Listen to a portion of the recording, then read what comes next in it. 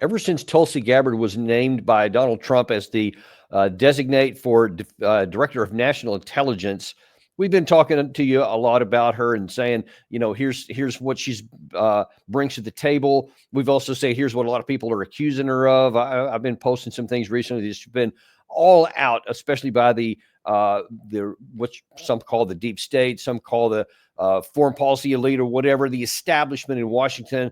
I've been telling you how they have just absolutely been out to get her. And they talked for a while that they had real concerns about what she was talking about. So how many times did either you read on your own or that we mentioned here that allegedly some of these senators that she'd been talking to said that, they had eye-rolling deal when they're talking to her, like she didn't really understand what she was talking about. They say she didn't have a grasp on even what the job was supposed to be, all this kind of stuff. All this was innuendo and assumptions and people that are claiming that, they didn't have a name behind who it was. They just said an anonymous source said whatever. And all of those things, you never heard Tulsi speak for herself.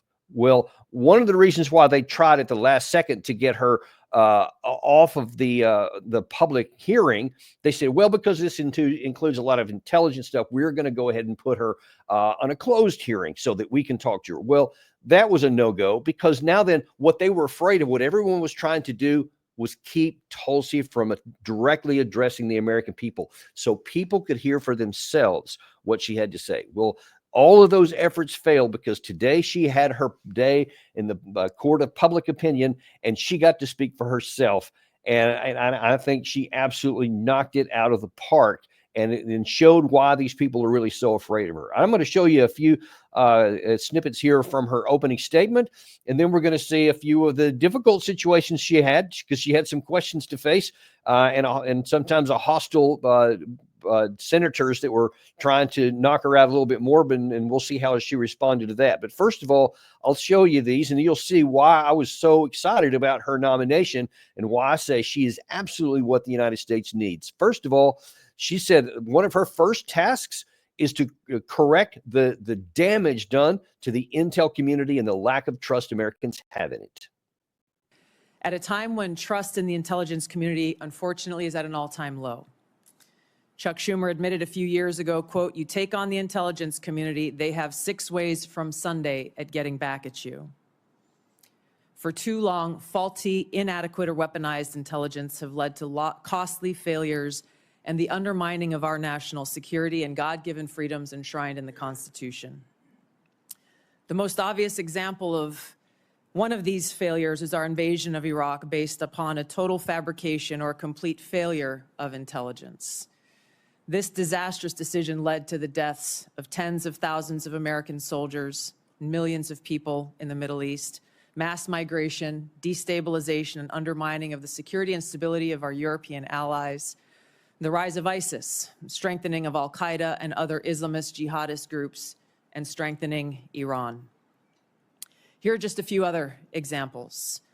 The American people elected Donald Trump as their president not once but twice, and yet the FBI and intelligence agencies were politicized by his opponents to undermine his presidency and falsely portray him as a puppet of Putin.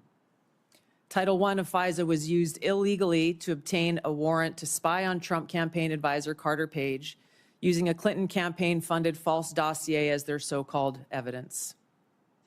Biden campaign advisor Tony Blinken was the impetus for the 51 former senior intelligence officials' letter dismissing Hunter Biden's laptop as disinformation, specifically to help Biden win the election. Former DNI James Clapper lied to this committee in 2013, denying the existence of programs that facilitated the mass collection of millions of Americans' phone and internet records, yet was never held accountable. Under John Brennan's leadership, the CIA abused its power to spy on Congress, to dodge oversight, lied about doing it until he was caught, and yet has never been held responsible. Under Biden, the FBI abused its power for political reasons to try to surveil Catholics who attend traditional Latin Mass, labeling them as quote-unquote radical traditionalist Catholics. Personally, just 24 hours after I criticized Kamala Harris and her nomination, I was placed on a secret domestic terror watch list called Quiet Skies. Sadly, there are more examples.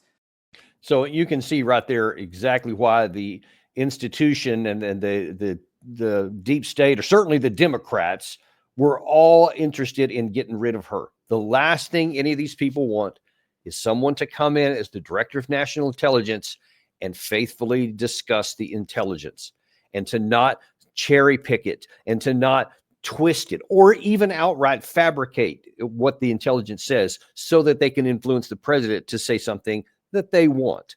That's why they wanted an establishment creature like themselves. And you see now, she's calling out why that is the last thing that the American people should want, or that President Trump should want. Apparently he agrees with her. That's why he put her in this very, very central position. In my view, the director of national intelligence is at least the number 3 most important cabinet position in the United States, maybe second only to the Secretary of Defense and Secretary of State. The DNI, I think, is the most important one because it takes care of assembling the intelligence of all of our 18 intelligence communities to make certain that the president gets the best information necessary so that he can make a decision. And she's talking there very plainly, very articulately, and very boldly about the weaponization of the intelligence community and some of the ways that it's been bastardized to the detriment of the United States. She's talking about the Iraq war and all the lies that went in with that, the weapons of mass destruction, all of the stuff that was claimed by, you may remember, yellow cake, nuclear yellow cake, all this stuff. Allegedly, Saddam was getting ready to have a nuclear weapon, and all of the things that went along with it, the connection and the ties to al-Qaeda, etc., all fabricated. None of it was true, but that was used to get us into a war, and then it was used to even keep us in the war after it started with all kinds of other claims, etc. She mentions this false dossier that was first leveled against then candidate Trump when he was going up against Clinton in 2016 about this, this claim, all this intelligence had been gathered that showed that Trump had done any number of kind of nefarious things. Turned out to be completely false. It was put together by someone directly connected to the Clinton campaign. So it was passed as an intelligence fact. Before that, was exposed later as a political hack job. She also talked about this 15 intelligence officers signed in this letter that was supposed to help Biden defeat Trump in the 2020 elections. And these intelligence officials said we found out that all these things are true and that Trump is doing all these bad things, also turned out to be false. The whole Russiagate thing where Trump was allegedly helped by the Russians, etc., turned out to be all fabricated. None of that was true. That's how the intelligence community was used. Americans had been spied on. You had John Brennan, the former, I think he was the national security advisor under the Obama, just flat out lied. He was asked point blank on American television. I want to say it was Jake Tapper. It may not have been him. I can't remember, but it was definitely on one of the big shows at the time. Is the United States using some of these authorities given to us post 9/11 to spy on Americans? He categorically said no, absolutely not. And then what we found out is when Snowden made his big divulge and released a lot of classified information, we found out that, actually he did. We did spy on all kinds of Americans. It was a major issue at the time. And I'll never forget in a subsequent interview, Brennan just kind of laughed it off like, well, yeah, I guess, we found out. But anyway, forget it, moving on. There's other stuff. And then Snowden was a bad guy. So deflecting right off. And as she said there, never held accountable. That is just the tip of the iceberg. Those are just some of the major issues. I'm sure I can guarantee you there are scores of other things that the intelligence community has done where its information has been abused and weaponized or used for political purposes. So she is right in that is one of the big issues why she was brought in. Next, she's going to talk about her mandate to end that weaponization. President Trump's reelection is a clear mandate from the American people to break this cycle of failure, end the weaponization and politicization of the intelligence community, and begin to restore trust in those who've been charged with the critical task of securing our nation. If confirmed as DNI, I will do my very best to fulfill this mandate and bring leadership to the intelligence community with a laser-like focus on our essential mission, ensuring the safety, security, and freedom of the American people. As the President's principal intelligence advisor, I'll begin by leading by example, checking my own personal views at the door, and committing to delivering intelligence that is collected, analyzed, and reported without bias, prejudice, or political influence. That last part there is so important and so critically necessary for any president to be able to make a decision that has a chance to succeed, is to understand what the real information is and to not have someone in a position that's going to give their own bias and that's going to give their own spin, intentionally so. Everybody has a bias. I mean, you can't detach that because that's part of humanity. You want to do your best to try to understand where your biases are so that you don't let that skew you. Now, whether she's going to actually do that, I think she will. I think based on her past, based on the fact that, how she conducted herself all the time she was in Congress, all the time she has been serving our country. I believe, if I understand correctly, she's had 3 total combat deployments in various locations during her time. She has been nothing but consistent and honest about what was going on, about what was happening. She has shown fearlessness, that she will stand up to her own party when she feels that they're in the wrong. She did that several times as a Democrat, and I would expect that if it comes into a situation where it's integrity or what the Democrat or Republican Party may want, I think she will do the same thing she did before, and she will tell the truth on that too. And then, as she has said several times during the hearings today, then it's up to the political leaders to make whatever decision they want. But it is so important and just critically vital to be able to have someone in there that's going to faithfully tell what the intelligence actually is and not slant it to one way or another. Third thing is that she didn't just make her opening statements about what she plans to do and how she sees the job. She also had a little preemptory activity there because she knew she was going to get a lot of questions and a lot of attacks from some of her political opponents on the Senate. So she took a little preemptive actions and said, here's some things you're going to hear, and here's the truth. Now, before I close, I want to warn the American people who are watching at home. You may hear lies and smears in this hearing that'll challenge my loyalty to and my love for our country. Those who oppose my nomination imply that I am loyal to something or someone other than God, my own conscience, and the Constitution of the United States, accusing me of being Trump's puppet, Putin's puppet, Assad's puppet, a guru's puppet, Modi's puppet, not recognizing the absurdity of simultaneously being the puppet of 5 different puppet masters. The same tactic was used against President Trump and failed. The American people elected President Trump with a decisive victory and mandate for change. The fact is, what truly unsettles my political opponents is I refuse to be their puppet. I have no love for Assad or Gaddafi or any dictator. I just hate al-Qaeda. I hate that we have leaders who cozy up to Islamist extremists, minimizing them to so-called rebels. As Jake Sullivan said to Hillary Clinton, quote, al-Qaeda is on our side in Syria. Well, Syria is now controlled by an al-Qaeda offshoot, HTS, led by an Islamist jihadist who danced in the streets on 9/11 and who was responsible for the killing of many American service members. So you see there that she is not backing down from anybody. And she says, listen, a lot of the things that have been done with intelligence have catastrophic results for the United States. Like, of course, she just mentioned all the stuff about the Iraq war and the intelligence officers and all that. But then we're talking about some things even more near term. During the Obama administration, they were actively supporting all these so-called moderate rebels, which anyone who'd been paying any attention would have understood there aren't moderate rebels. They're just violent extremists that don't like, your enemy. But if they're today, they may be your friends, but tomorrow they had no problem being your enemy because they have no ideological connection to you whatsoever. They just like your cash and your ammunition. So, but we just were oblivious to that. And we some to think that we'll take these bad guys and use them against those bad guys, and that'll end up good for us. And now then what do we have? We have, we were at various times helping the people who are now ISIS offshoots. Now, all of a sudden, as they were going out the door, the Biden administration, now all of a sudden they want to be friends with the guy that had a $10 million bounty on his head just the day before all this stuff with Assad fell. So now they're just exchanging one bad guy for a different one.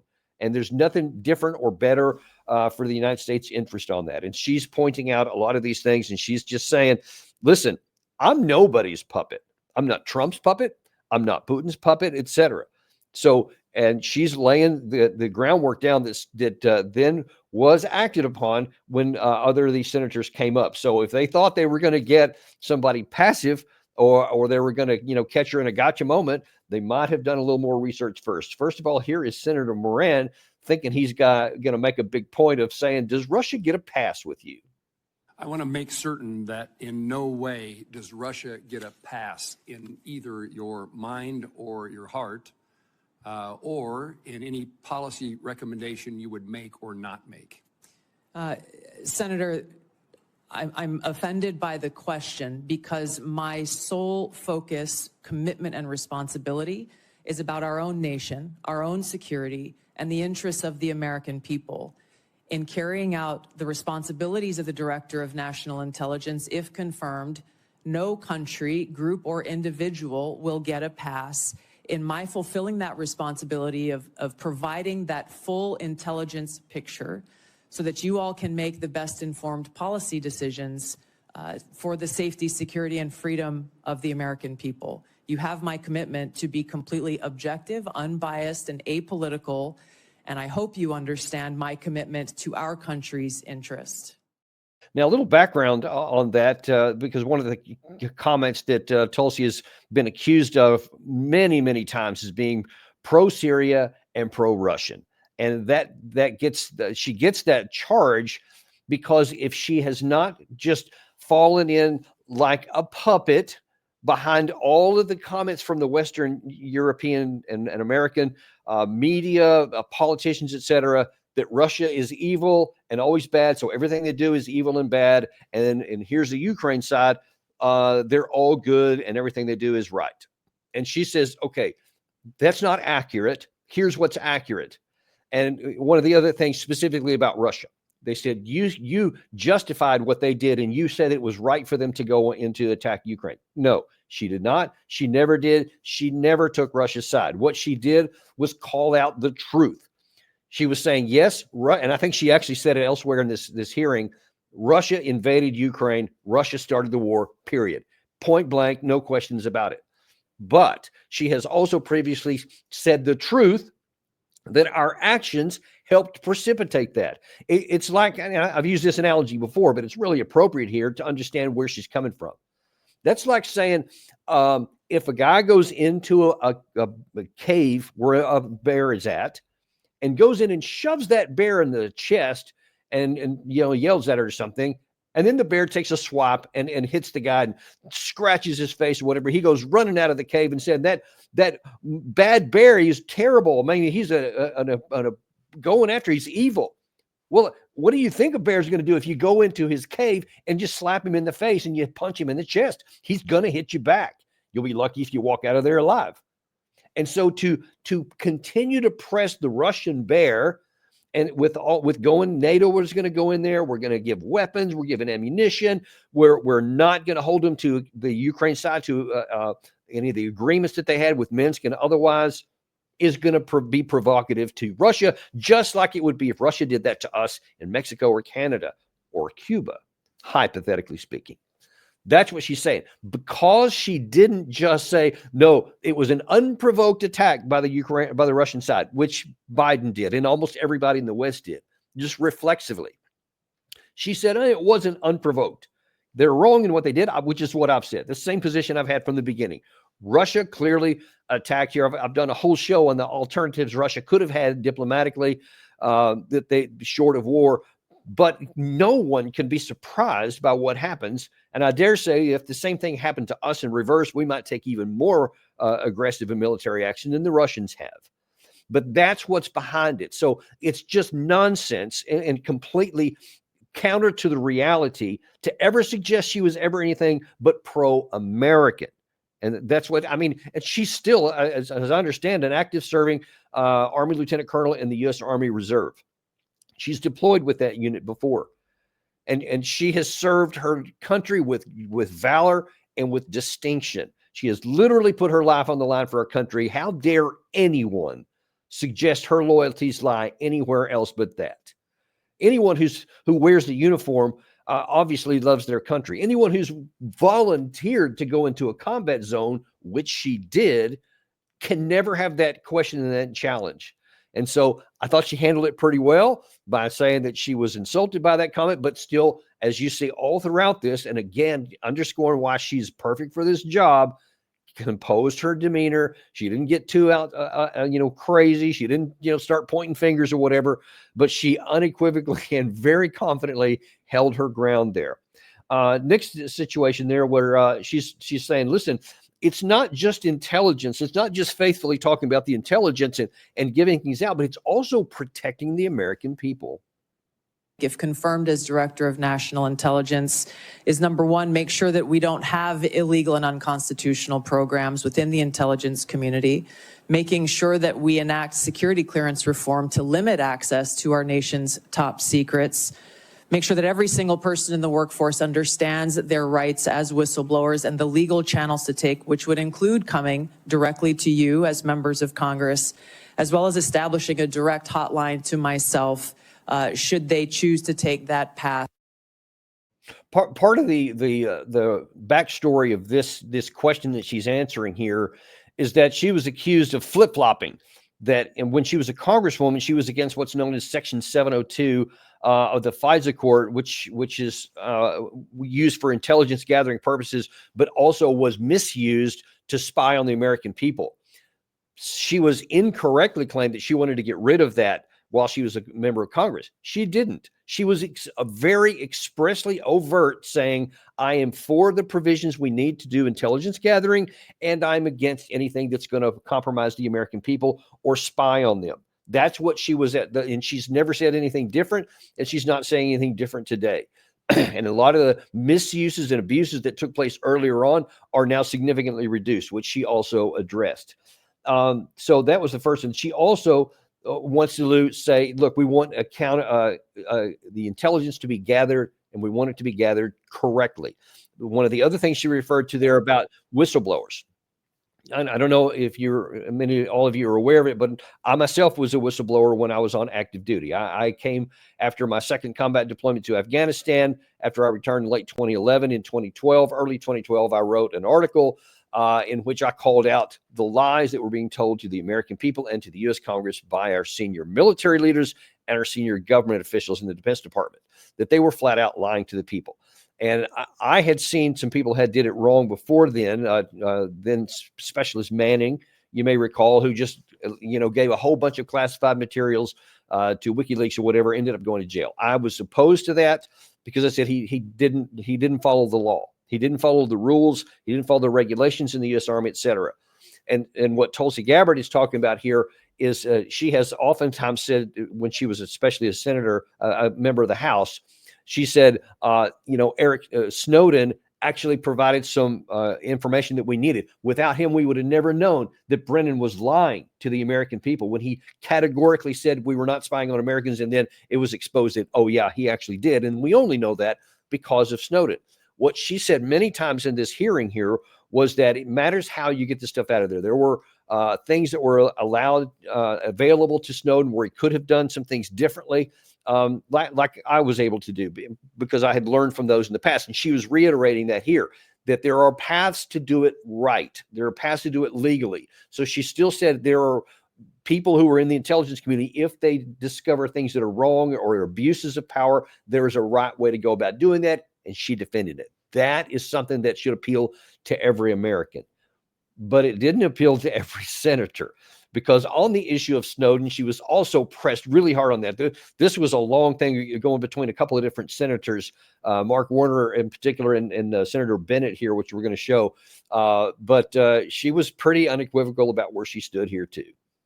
Is Edward Snowden a traitor to the United States of America? As someone who has worn our uniform in combat, I understand how critical our national security is. Apparently you don't. Apparently you don't. Again, I'm sorry. I love the last of that clip there, because she really maintained composure, because she wanted to really strike back at that really insulting comment that apparently you don't. Well, Apparently, I don't agree with you on how things are supposed to be done. I think she valued doing things right and protecting the privacy of American citizens above protecting John Brennan, among protecting his ability to keep on lying to the American people. So yeah, she does get it. Yeah, she's been in combat and she understands that. And she tried to very carefully and calmly articulate that I know that, I've been to combat, so I understand the centrality of keeping things classified and secret. And I myself am a strong proponent of that as well. That's why when I did my whistleblowing, I was very careful to completely separate anything that was unclassified from those that were classified. What I had done in my case was I took some classified stuff legally directly to members of the House and Senate to show them what was going on. None of that ever saw the light of day. That's why I didn't ever get in trouble. I didn't go to jail and any of those other kind of things because I didn't violate the law. A lot of people in the Army didn't like it, but that's fine because it was exposed. And by the way, all that was confirmed in 2018 when the Washington Post published the Afghanistan papers, which told everybody that these senior leaders were lying and had been for nearly the duration of the war. But so Tulsi Gabbard here is not backing down from anything. And even though they're trying to pigeonhole her into saying something about Snowden in the attempt to make her look bad, she didn't take the bait. She didn't go for it. And she continued to stick to her guns about talking what was right. Now, maybe one of the more contentious pieces, which is also interesting because it has some curious or unexpected relevance to our channel and a guest that we've had on before. And that was if her comments on Russia was one thing, the second thing that was going to be the most contentious was her views on the alleged use of chemical weapons in Syria. And when she made that trip to go to Bashar al-Assad, which I've mentioned a time or two before. And so one of the claims is that she believed an intelligence assessment that was contrary to the official intelligence assessment that was made by someone named MIT professor Ted Postal. Now, in this exchange you're going to see here by Senator Kelly, he is again going to try to press her into some positions to where he thinks he's going to trap her into saying something that's not true or that's going to make her look compromised. But watch how deftly she handles this situation. Can you explain to me then why you doubted the intelligence community's conclusions in these two cases, Duma and Kanche-Kun, but not the others? And please be specific. These two cases were being looked at as to be used as a pretext for major military movement, and my fear was a repeat of the deployment of another 500,000 soldiers like we saw in Iraq towards what was the Obama administration's goal, which was regime change in Syria. The question specifically that I raised around these two came about because there were two reasons. One, that assessment was made with high confidence and low information. The information that they had came from those on the ground in an al-Qaeda controlled area and therefore were al-Qaeda linked sources. And there was conflicting information that came from the UN's Office on the Prohibition of Chemical Weapons inspectors, as well as an MIT professor, Ted Postal, So I who want to looked talk at about him these for a second. extensively. So did you look into his credentials, yes or no? Yes. And were you aware of his appearances on Russian Today, which is used by the Russians to disseminate government-approved messages? No. Were you aware Postal relied on a chemistry student with a record of defending the Assad regime? At that time, I was not. I have been made aware. I was not. I have been made aware since. Do you consider this person or these two individuals now, do you consider them a better source for the chemistry of sarin gas than the U.S. intelligence community? I assess that at the time, the information, I don't know the second person you're referring to, but MIT professor Ted Postal and the inspectors of the OPCW provided some credible questions that deserved examination. Okay, thank you. Did you attempt to weigh Postal's claims against the significant evidence and assessments already conducted by the IC? Yes, I did. Okay, thank you. So here's my concern here, Colonel.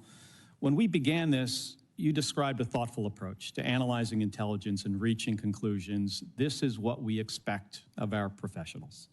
but we just kind of walked through how you came to question Assad's use of chemical weapons in these two cases with a different approach. And I don't reject seeking out differing viewpoints. We need to do that. But you started from a place of doubting the conclusions of the U.S. intelligence community, and then you sought out information that confirmed your viewpoint. That led you to embrace the opinions of two individuals that I think we disagree on this. You think they had expertise, I do not, and others do not. But these individuals were sympathetic to Russia and the Assad regime. It also led you to minimize or discount the overwhelmingly information that contradicted your viewpoint, including the expert assessments of our own intelligence community. And they don't get it right 100% of the time. I get that. But what I have seen makes it clear that at the same time that you were skeptical of our intelligence community's assessments, you would not apply the same skepticism to information that came from sympathizers of Russia and Assad. And I think that's something that we should all be concerned about. Yeah. Okay. So let's just talk about this a little bit. If you're not aware of it, there was some issues in a couple of different times, actually over 3 different administrations, as it turned out, where allegedly Bashar al-Assad used chemical weapons on his own troops, or his own people, rather, during his civil war that he had been fighting. There was the immediate belief, and I think Obama was the first one, where they said, yes, it was chemical weapons used for sure. It was. And they ended up, Obama ended up using that to justification to send airstrikes against Syrian targets in here. But it was easy for people to believe that Assad used chemical weapons on his own people because obviously he was an evil guy. Everybody knows that in the West. That's what we're told on a daily basis. So, of course, we believe that. Well, I was not, myself, was doubting it quite a bit when it happened. And the reason was because not that I care anything about Bashar al-Assad. In fact, he's categorically a very vicious, murderous person and did kill quite a number of his people over his tenure, as did his father before him. That's a matter of the record. But to say, why would he use chemical weapons in the way that was presented to us at the time? Now, the evidence was that Assad, after having really had a lot of trouble in his civil war, had finally started to make things go in his direction. His side started to win, and they were literally driving the rebels out of all these different places. Now, everybody in the West understands that if you use chemical weapons, that, crosses at least a moral red line and would potentially and likely cause the West to actually intervene. They had stayed out of it militarily, though they had provided weapons and ammunition for some of the rebel groups here, but they hadn't had any direct intervention. And Obama and several others had openly said, if there's chemical weapons used, we're going to do something, et cetera. So there's every expectation, even without that, to think, all right, well, I'm not going to use chemical weapons because that could draw in the enemy, the Americans against us militarily, not just supporting. So there's no reason for you to use chemical weapons. When you didn't use it when you were behind, you're certainly not going to use it when you're ahead, and you get nothing to gain from it. So looking at things from an analytical perspective, it doesn't make any sense that you would use something that is almost certainly going to elicit a bigger enemy to come in and join against you in the fight here. But who would benefit from that? The rebels themselves. The rebels who were getting beaten conventionally on the ground had every reason to want to set up something to make it look like they had chemical weapons so that the U.S. would come in on their side, which they had been wanting to happen for a long time. And when it was that side that was in control of all the airspace and all of the access to this area, because it was in a rebel-controlled area, then that made me very suspicious. Now, I didn't have the ability to go on the ground there. I didn't have any expertise to be able to say anything. I'm just knowing that militarily, it didn't make any sense, and the people who would benefit the most would be the ones who were being beaten. So I was skeptical of that. But then Ted Postal comes out and puts this big, very detailed graphical situation together that said, yes, it was staged. It wasn't actually Assad. It was probably these other people. But he said, and he gave this whole presentation, which, by the way, we're going to have him on Monday. And he's going to get the answer for himself. So instead of letting Senator Kelly there impugn his integrity, we're going to give him a chance to talk for himself. So you'll be able to see that on Monday. But Tulsi Gabbard had also apparently talked to him and had gotten some information and found it compelling. Now, it's funny because Kelly says that he is concerned that you started off on a position of doubting the approved intelligence community assessment. Well, no kidding, man. Did you pay any attention to her opening statement? Obviously, she did, rightly so, because so many times, and she categorized all kinds of examples of major misuses of intelligence to reach a political outcome that somebody else wanted. Why would she start with the position of believing that first and then having to have something else said later? It's irrational, but that's where he's coming from. He's part of this whole intelligence and really establishment figures that don't want anyone to question whatever the intelligence community says. That's exactly what we need, and he's given real good evidence of it as why.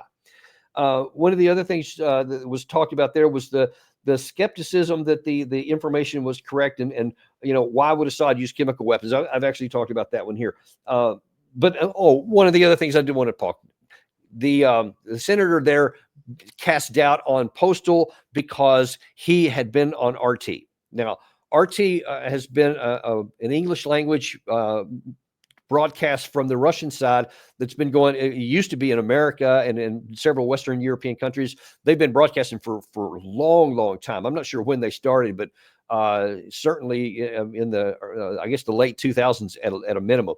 They were wanting to put English language to give their perspective out, just like we have Voice of America, where we go all over the Russian-speaking language, actually languages all over the world, to put our viewpoints out there. So they're doing the same thing we are. Postal went on there because they were willing to talk to him.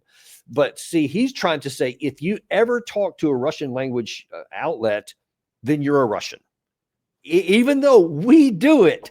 And so by extension, he would have to say that everybody who's ever on Voice of America or any of the other broadcasters that we support, that they're just tools of us, that they're tools of our intelligence, and they're, propaganda for us.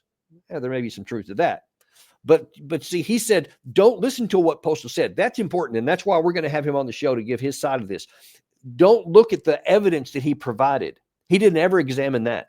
He just said he went on RT once. So don't listen to anything he says. Well, that's absurd. If you're wanting to be honest, if you want to have integrity, listen to what the purpose said. RT does have plenty of people who are absolutely pro-Putin apologists, and they'll slant everything in their direction. There's certainly plenty of that. I don't mean to imply that there's not. But just because you were on there at one point, it also depends on what the conditions were when he was on it. Kind of has a lot to go on, to what it's a bit about. I myself have been invited on many Russian channels, and I say no to all of them. I think I was actually on RT myself in the 2012, 2013 period. I can't remember when it was, because it was run by a lot of Americans at the time. And it was just another source of information that was out there. But when I saw there was a lot of pushback, I actually stopped doing that then, and now have said no to everybody. I won't talk to any of them because I don't want it misused in this situation here like this. But the information has to be taken at face value. And Postal had some very specific information. And I think that the overwhelming evidence to this day remains that likely he didn't. Assad didn't use chemical weapons. Maybe he did other times, I don't know. But on the one that Postal gave an evidence for, the most likely course is that he didn't.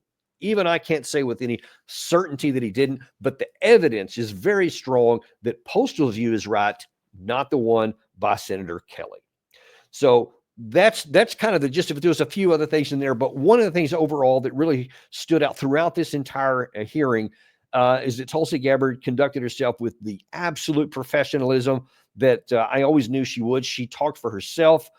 She laid out the case for herself, and I doubt that she's going to have any problem being confirmed whenever that vote comes up, and she will be the next director of national intelligence. And that is a great thing for the American people. It's a great thing for the president of the United States, because that's exactly what he needs, and it looks like he's going to get it. So I hope that this story ends up that way, because that'll be a real big win for the American people and against the establishment people who want war and want somebody who's going to promote war. They didn't get that with Tulsi Gabbard, and neither are you.